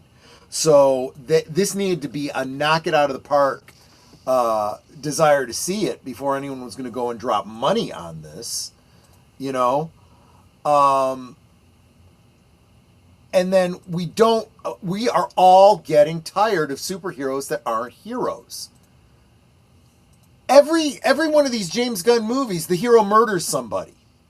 Or you have a hero murdering somebody. I should take that back. Superman didn't murder anybody, but Hawkgirl did. Yes. Guess what? With a whole story about we don't take revenge, Supergirl at the end, spoiler, because you guys shouldn't be seeing this movie anyway. Supergirl goes and murders the guy and says, do as I say, not as I do, to the girl that's with her. Wonderful. They don't understand superheroes. They don't understand. They don't understand heroes, period. I don't think they understand. They don't understand effing morality. Remember, this is James Gunn. Now, yes, James Gunn did not direct this, but he is trying to throw the writer under the bus for this. He's trying to not take responsibility. Is this the James Gunn verse or not? Is this not the DC James Gunn universe created by and run by James Gunn, or is it not? What are you getting paid for, James Gunn, if you're not in charge of this stuff and not taking responsibility for it? But this is James Gunn, the same person who, well, he has the history he has. I don't need to outline it for you. So yeah, this was a Christian Dad's interview too. Yeah, this is the funny thing because we talked about this before, but I love the fact that Variety is reposting it as they see what's happening to Supergirl. Nobody is running cover for Supergirl in the mainstream media. Nobody. The interview was disastrous for Supergirl. Alcott claims that it's all right to piss off the right kind of people and mock Christian dads and superhero fans. It was a massive blow to the actress's reputation. What specifically did she say about Christian? Okay, data for Christian, hilarious to me. It's a lot of people. Okay, when asked about toxic fan reactions, Alcock argued that much of the criticism comes from anonymous online accounts who are joking. It's a lot of people whose profiles have no photo, who are burner accounts or someone's name and then data for Christian, which is hilarious to me. She then added, whose opinion do you really care about? If you're pissing off the right kind of people, you're doing okay. Yeah. Read that how you want. It's incredibly dismissive and derogatory. You don't deserve the marketing dollars from the people you're pissing off. I don't care. that you think you have the moral high ground, you can have the moral high ground in bankruptcy. Shut your mouth, play your role. That's the other side of what John Ratzenberger was saying. Well, I just did a job. I played the role, I went home. So he would never get into any of this kind of stuff, and that's the way it should be. This makes me almost nostalgic for Zack Snyder, almost. Here's the thing. Is the Gunverse worse than in the Snyderverse at this point? I think they're just as bad. I think the bar is so low for both of them. It's just a different flavor of bad. I mean, do you prefer your feces chunky or smooth? Is that talked about in this movie? No, but I mean, she certainly does eat what comes out of a worm's butt.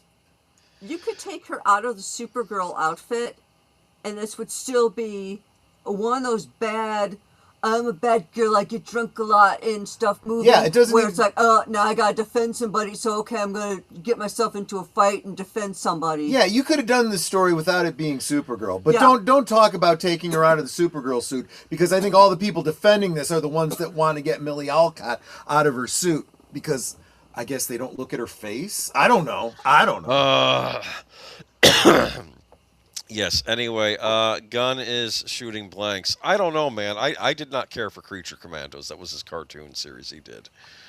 I don't appreciate a season of a show that focuses on a drunk, drug-using anti-hero that goes to parties with full frontal nudity. This is how you're promoting your superheroes universe? They want it to be like The Boys. That's what they want it to be like. They don't understand this. Then make up your own superheroes. That's not what DC is. I don't know. And this is why it's going broke.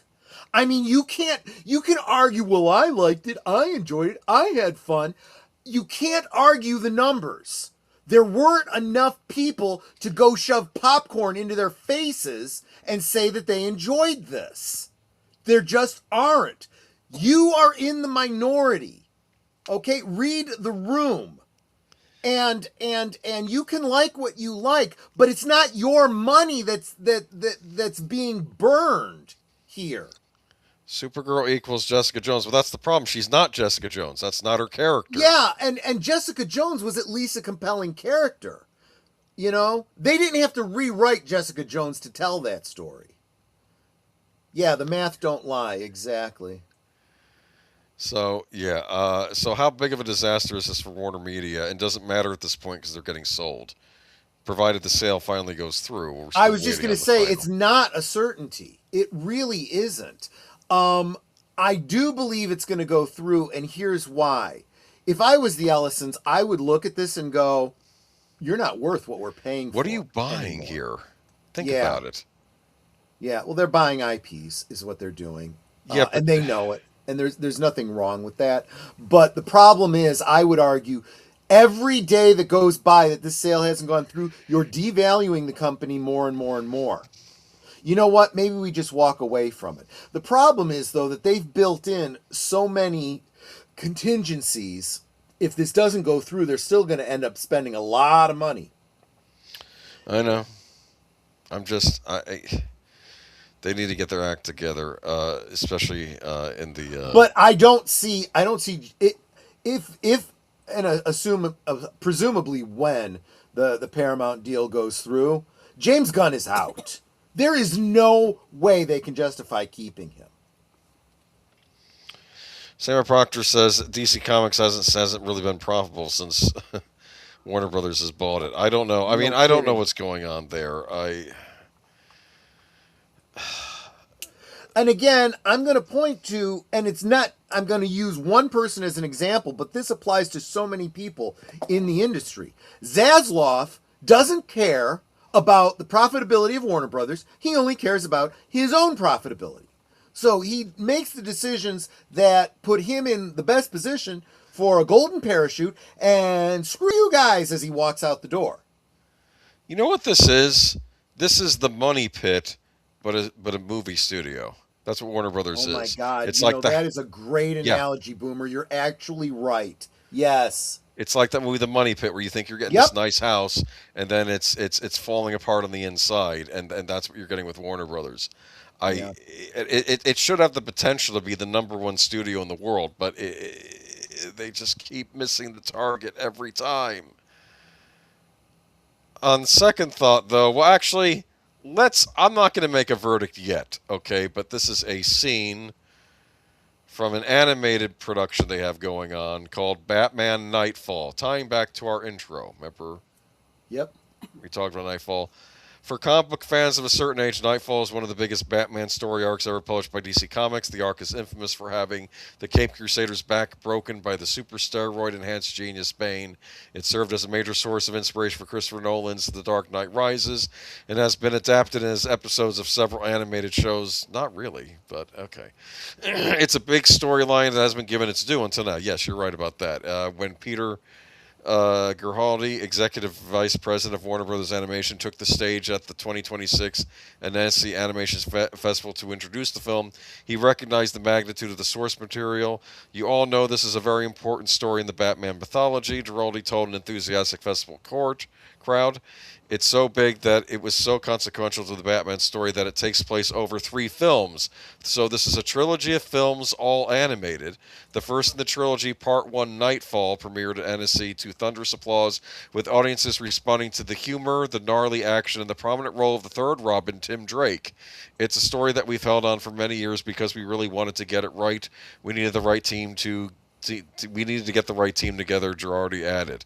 The film stars Anson Mount as Batman, Michael Mandel as Bane, Pablo Schreiber as Jean-Paul Valley, a.k.a. Azrael. You know who else is in this, though?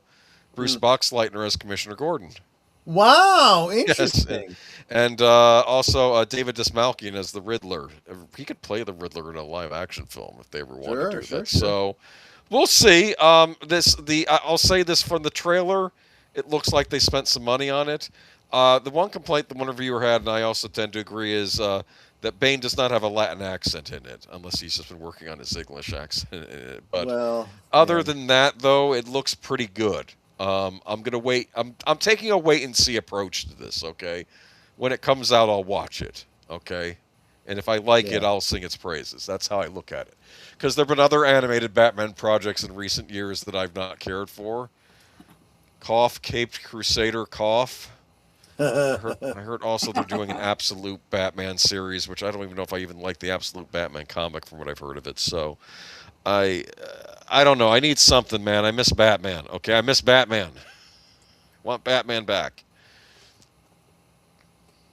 We can't get Batman back because it's all tied up with the Pattinson Batman sequel that's not getting made. Don't even.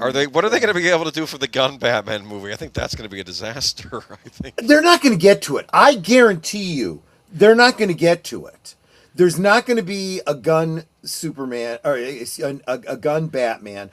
I don't even think they're going to get to a Gunn Wonder Woman at this point. If they do, I just can't fathom. I mean, that just tells me Warner Brothers is diving headfirst into the Disney pool. Yes. Oh, this is interesting. I just saw this. The film is animated by South Korean studio Mirko, which previously worked on The Legend of Korra. Okay, so they're getting a South Korean studio to animate this. They also helmed X-Men 97, My Adventures as Superman, which I did not care for, but they did some other things too. Yeah, I don't know. I am. Apparently, there's going to be a gruesome scene where Azrael makes quick work of a group of human traffickers. With the help of flaming swords, he melts off the face of one of the gang members before cutting another one's hands in a fiery blaze. Yes, that's the man you want to be, Batman. I was just going to say, this is, and if that's Azrael, then that makes sense, right? That is who that character is. He's nuts. He is not the good guy, right? No, he's not. That's the thing. Like, you're thinking, oh, maybe this is the Batman we need in Gotham to stop this Bane, but then the cure is worse than the disease, right? Because he's worse, probably, than the villains he's going up against, if that's can be said much. But the scene seal of the movie is Tim Drake, the third Robin, who has not got much love in past DC movies and shows. He's witty and a rather good detective who also understands the pain Bruce has gone through recently with the death of Jason and wants nothing but to help his idol. His witty remarks got big reactions from the festival crowd, while his brutal fight with Bane earned several gasps from the audience. We've done a lot of DC animated films based on published material. Giraldi told a nasty crowd before the start of the film, "This is one of the best." But this is but the first part of a trilogy. But if the crowd reactions or anything that go by, DC may have a winner on its hands. So this might actually be good. You can watch the trailer. We do have a link for it in the description. So this is what it should like. Not the stupid parodies they've been doing. Don't get me started on that thing they made for Amazon. The one where Batman has a beard for some reason. Just no. How many years before Batman hits the public domain? Good question. Do you know the answer to that? No. Okay. When it does, we will let you know. Though we always and do. Again, keep in mind, we've talked about this before with public domain. When these characters pass into public domain, it's only their most original iterations, right? So, for example, it's the Batman from the earliest Golden Age, before there was a Robin who carried a gun. Okay, let's just be clear. Yes. And none of these characters, Robin, Batgirl, Commissioner Gordon, the Joker, none of these characters come until much later. You don't get to use those at all. That's okay. They'll do a slasher movie featuring Batman in it when that happens. There are ways that you could do that it would be interesting, you know. Jaywalking and he just shoots you in the head. Okay. We talked about this last week, but I thought you wanted to comment on this. The Jimmy Olsen spinoff is described as both Jimmy Olsen and a Gorilla Grodd show. This is again exactly the problem with James Gunn. If he's not busy showing you, swinging wangs and full on frontal, a druggy drinking peacemaker, right, and a drunken Supergirl who eats worm scat. He's giving you Jimmy Olsen and friggin' Gorilla Grodd. You can't get a Batman movie out. You can't get a Supergirl, or you can't get a Wonder Woman movie out, right? You got to squeeze the rest of the Justice League into a Superman movie because they can't have their own movie, but you're going to do this stupid crap. We're getting a Green Lantern series where nobody acts like a Green Lantern. Yeah. With no green, because that's stupid, and Hal Jordan presumably dies. Yeah, that's... Yeah, Hal Jordan acting like a jerk, dangling the ring in front of Jon Stewart. So, you're not ready yet. And I'm thinking, no, that's not how the ring works. If I could do a good Scottish accent, I'd be saying, F you, James Gunn. I'm telling you, I think it's insulting both Hal Jordan and Jon Stewart from what I've seen from that series, because Jon Stewart also deserves respect. And it's just, no, you are disrespecting him as the writers by having them in that situation on the show. You would just get the ring. The ring goes to whoever it deems worthy. There's no testing by the prior owner. I don't understand this. Right. Gorilla Grodd. What is this going to be about? Are they going to go on a journey across America? You think? I don't know. It's like going to be Easy like Rider. Easy Rider. Yeah, I was going to say it's going to be more like that. What's it called? That movie with Johnny Depp. You know the one I mean? Yeah. Oh, yeah. Fear and Loathing. Fear and Loathing. Yeah. Fear and I Loathing. don't know what this movie's about. With the look on Jimmy's face, it looks like he's in love with that gorilla. I mean, just saying. It's a James Gunn movie. That's probably exactly right. I have a question.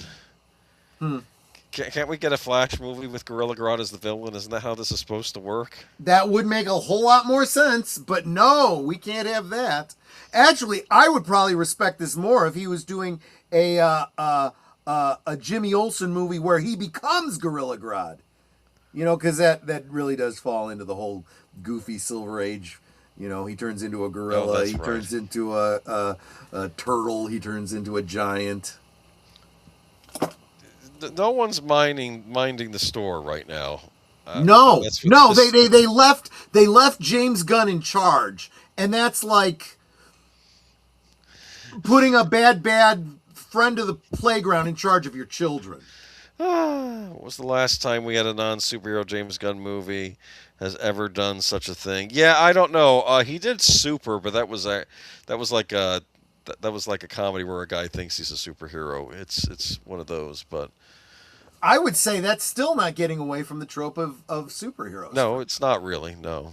Yeah. He did that. What was it? That one with the evil Superman as a kid. That was one that he, I think, wrote at least. I don't know if he directed it.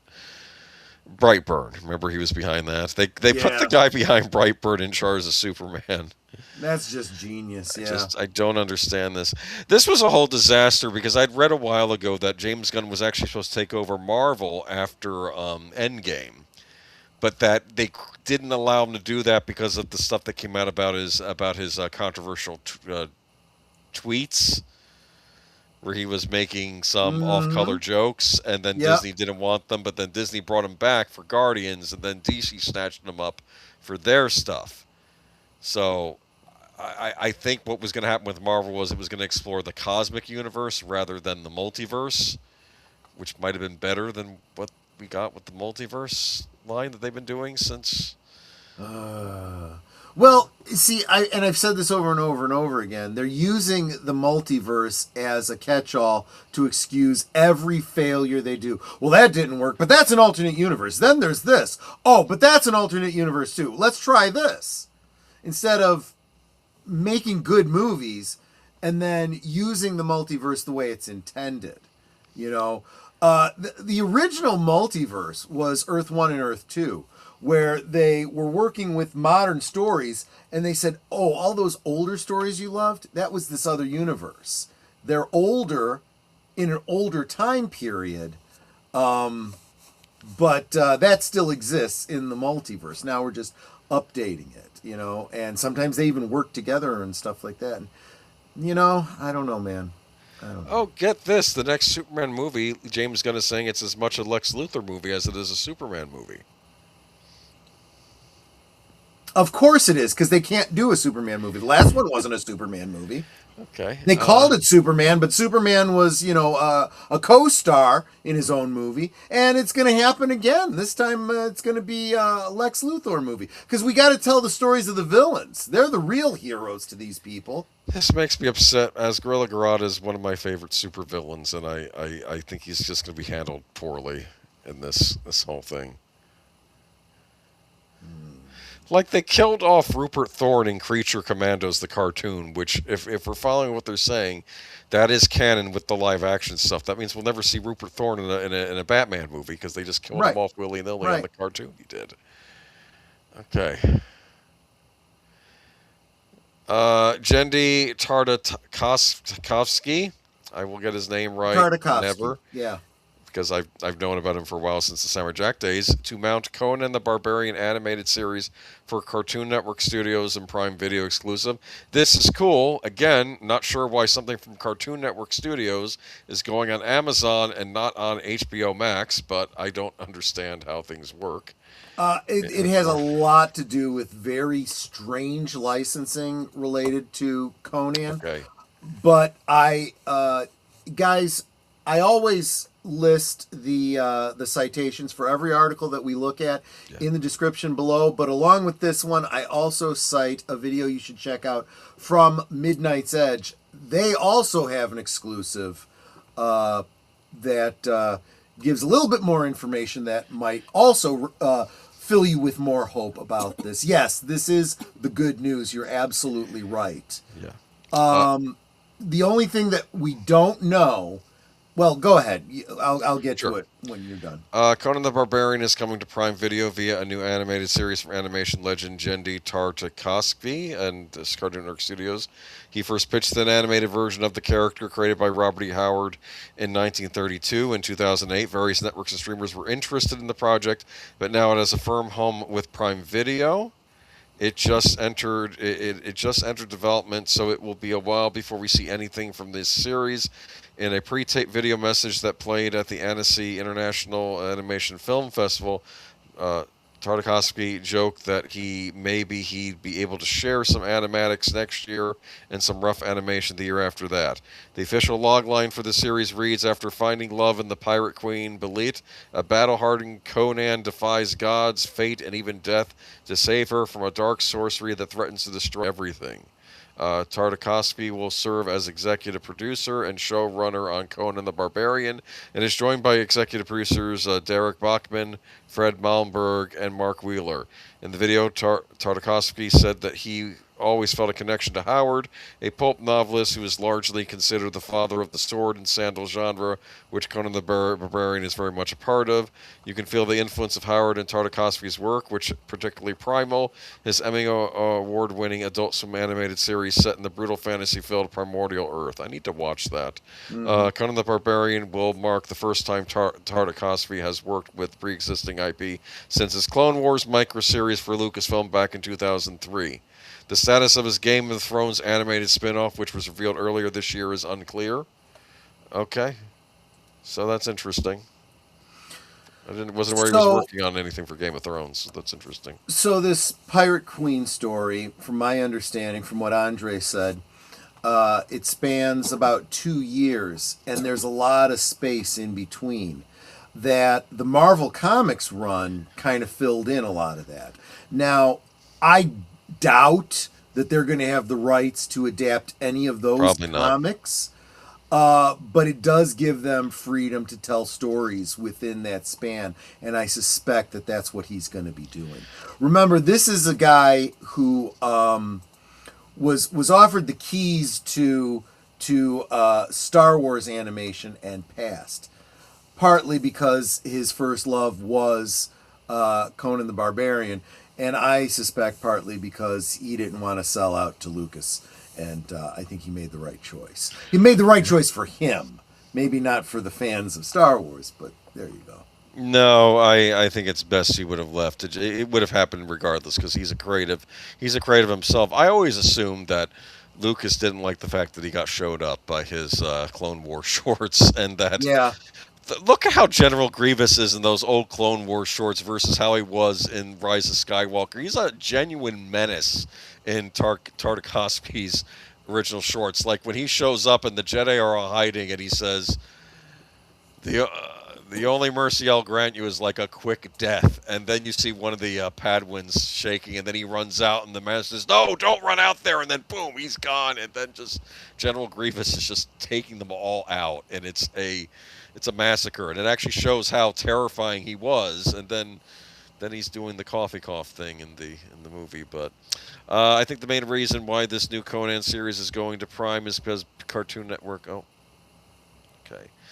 Is because Cartoon Network's stubbornness on greenlighting new series on after HBO Discovery Part 2. I agree. I think that's why Cape Crusader ended up as Amazon. But I think that Cape Crusader, part of the reason I think it's a disaster is because it was part of Amazon's DEI policies for their shows, and I think I don't even want to get into what they did on that show, but Crom laughs at studio execs. They will be judged by their lack of steel. Yeah, but I think this will be good. I think this is the right man in charge of this project. I'm a big fan of the Conan stories from back in the day too. I have all the reprints of those in trade paperback, and there's even material with the old stuff if they don't get the stuff that was made after. I had heard a while back that they were going to do an animated movie based on Red Nails, which never came to fruition. And I don't know if he was originally going to be involved in that or not, but this was years ago. Like, I'm talking like the aughts. Mm-hmm. You know what I'm talking about? Mark Hamill was going to be the voice of one of the villains in it. This was way back in the day, but then it never came to fruition.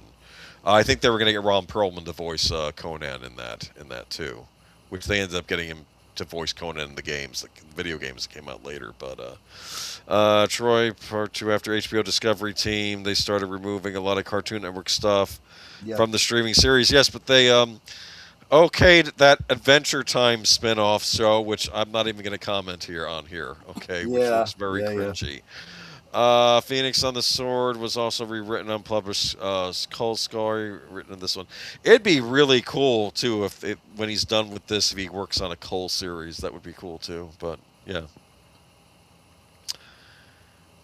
And of course, my favorite Robert E. Howard character though was always Bran Mac Morn. A big fan of that character. Yep. Actually, the interesting thing about Bran Mac Morn was that he was. I know. Just let me spit it out. Bran Mac Morn was interesting because he did not take place. It did not take place in the Hyborian Age. It took place in like the. I want to say early AD, like when the Roman Empire was expanding out into Britain, and Bran Mac Morn was a Pict fighting against the Romans. And it was a fantasy series that took place during an actual historical period that we know of, so it was interesting. Right. Last story of the night, we have here the Los Vampiros trailer gives deadly twist on production of 1931 Spanish Dracula. Of course, like most things bloody disgusting, it gave me the wrong article. Basically, this is like a fictionalized retelling of the remember the production of Dracula where they would shoot the English version during the day and they would bring in the Spanish cast at night. So the original Universal Studios depiction of Dracula with Bela Lugosi was filmed during the daytime, and at night the exact same sets were used by the Spanish crew to make the Spanish version, which is arguably the better version if you set aside the fact that it's done in Spanish. Yes, I've heard it's good. Yeah.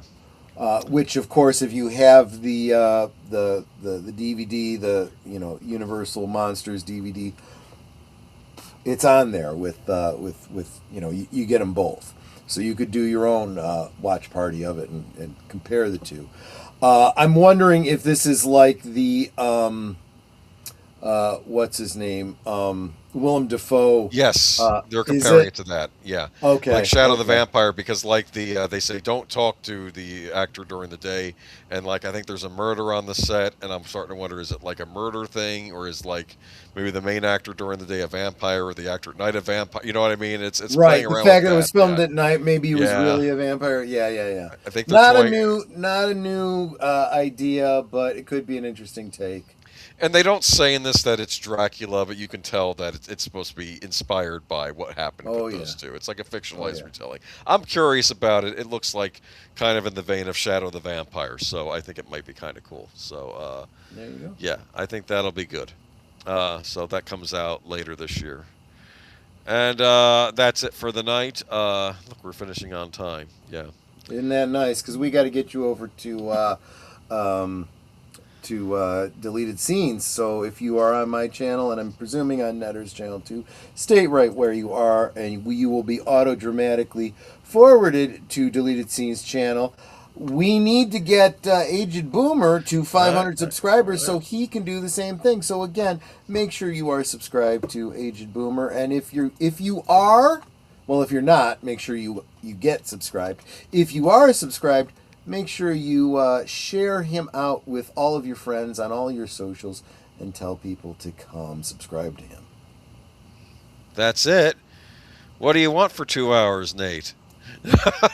Yeah, exactly. Maybe some of the article. You can click on the article in the chat. It looks interesting, that movie. And keep in mind, check out the links below, because I've got a couple of articles that go to that Park Place 2 videos from Midnight's Edge that expand on the things we talked about, and that Snarky J review of Supergirl you should really, really check out.